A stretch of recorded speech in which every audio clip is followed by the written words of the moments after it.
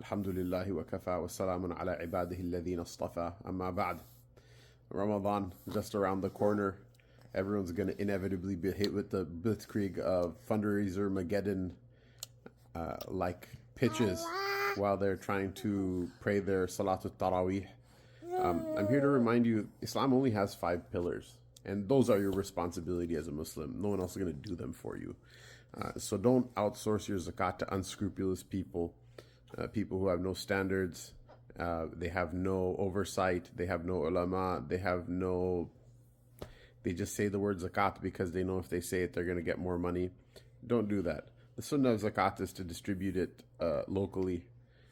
It should go to poor people, not to institutions. Not should, it must. Otherwise, if it goes to institutions, it's not valid. Some institutions, obviously, they distribute it to poor people, but many do not.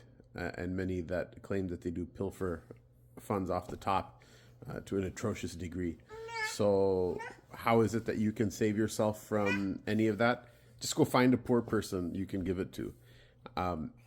There are so many poor people in every locality. People think that until someone's like getting shot in the head by like some sort of foreign communist government or whatever, that person is not worthy of your help and it's not worthy of your mercy.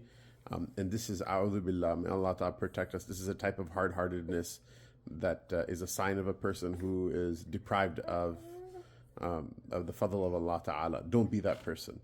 Every locality, you go to your masjid or you go talk to your relatives, you talk to your friends, there's somebody who's in debt, there's somebody who cannot pay bills, there's somebody who's struggling to get by, and people, again, are like, well, you're not starving to death, so I'm not going to give to you. Zakat, it doesn't say in the Quran that zakat is only for people who are starving to death. And this is a type of sickness, especially immigrants in the United States. People are like, well, I came to America with nothing, or I had to suffer this, I had to suffer that, so other people can suffer with me. If you have a high maqam with Allah Ta'ala because of how much you suffered, that's great. But this kind of like shamata, like the schadenfreude, you have like this happiness that you see other people going through like crap because you went through crap. This is an illness. It's a sickness. Don't be sick like that. Give people so that they don't have to go through the crap that you went through. So they don't have to go through the garbage that you had to go through, because it's not normal.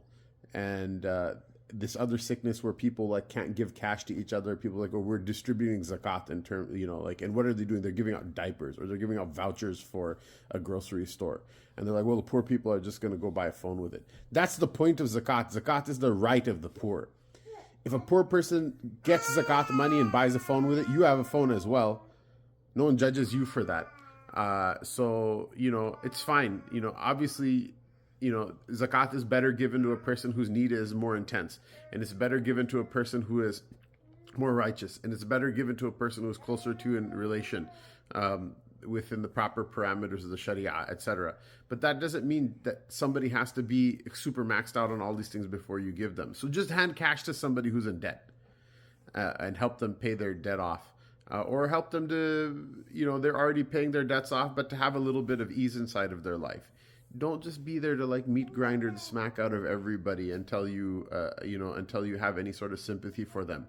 Or on the other hand, be such a complete Nazi that say, well, it's, we're going to super centralize everything, super systematize everything and make things super efficient. Because all of these huge organizations that are distributing zakat, many of them, the overhead amounts that they quote are legally overhead for the purposes of American law, but practically, literally, sometimes pennies on the dollar reach the recipients.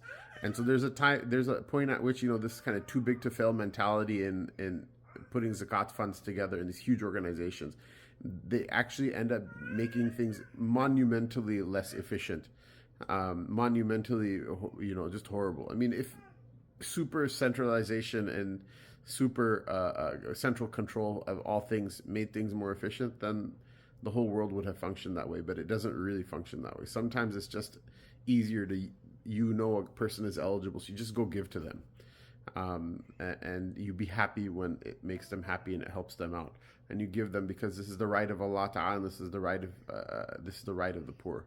Allah subhanahu wa ta'ala give us tawfiq, inshallah. Distribute your zakat locally to people that you know. If you don't, go ask your local ulama and your imams for help finding people and places to give it to.